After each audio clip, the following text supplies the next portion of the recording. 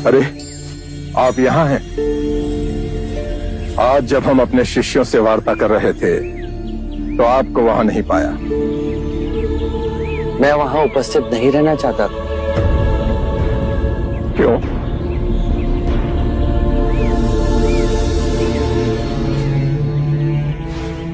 आप अपने शिष्यों को संबोधित कर रहे थे।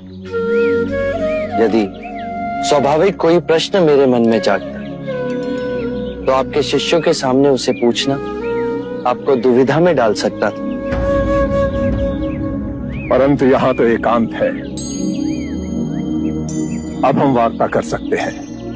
कृपा करें, आप दुख के संबंध में कुछ कह रहे थे। क्या आप ये मानते हैं कि दुख सत्य है? क्या आप ये भी मानते हैं कि दुख के कारण भी है? हाँ। यदि कारण है तो दुख तो रहेगा, और यदि कारण ही समाप्त हो जाए तो दुख भी लुप्त हो जाएगा, जैसे सूर्य के प्रकाश से अंधेरा। आप सुनी सुनाई बातें नहीं कहते, अपने गहन अनुभव के आधार पर कहते हैं। आप धर्म और सिद्धांत की नहीं, देखी हुई बातें कहते हैं। आपने कहा कि मुक्ति का मार्ग है अपने विवेक को जगाना और गूढ़ ध्यान में लिप्त हो जाना, जिससे मनुष्य स्वयं को और इस संसार को भली भांति समझ सकता है। परंतु एक प्रश्न है, ये जो सारी विधियां हैं, रीतियां हैं, पूजा पाठ हैं, क्या ये सब व्यर्थ है?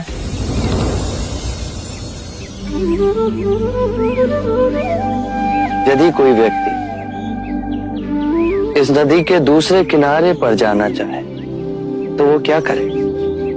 यदि जल गहरा नहीं है तो वो चलकर जा सकता है, और यदि जल गहरा है तो वो नाव की सहायता से जा सकता है या स्वयं तैरकर जा सकता है। यदि वो चलना ना चाहे और ना ही तैरने को तैयार हो और ना ही नाव ले जाने को तैयार हो, और वो कहे कि मैं प्रार्थना करता हूं इस नदी का दूसरा किनारा स्वयं चलकर मेरे पास आ जाए, तब तो ऐसे व्यक्ति को मूर्ख कहेंगे, महामूर्ख। इसी प्रकार यदि व्यक्ति अज्ञान और भ्रांति को अपने विवेक से मिटाएगा नहीं तो परम आनंद और मुक्ति के दूसरे छोर पे कैसे पहुंच पाएगा? चाहे वो पूजा करे या अनुष्ठान या व्रत करे या किसी नीति पर चले, वो इस किनारे ही रहेगा। हमने सारे शास्त्रों को पढ़ा, उन पर व्याख्या की, परंतु जीवन के इतने जटिल सत्य को इतनी सरलता से किसी ने नहीं समझाया, किसी ने नहीं समझाया।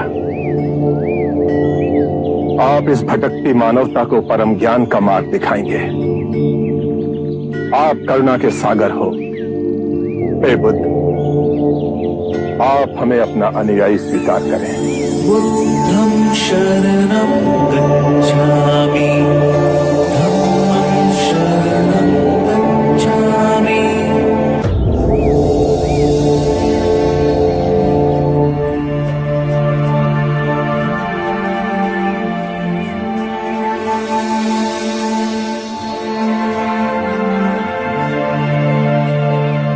हे पराक्रमी, हे युग पुरुष, आज बुद्ध की शरण में हम आते हैं, आज धर्म की शरण में हम आते हैं, आज संघ की शरण में हम आते हैं। समय की गहरी नदी में इन दीन दुखियों और भटकती आत्माओं के आप ही नाविक हो।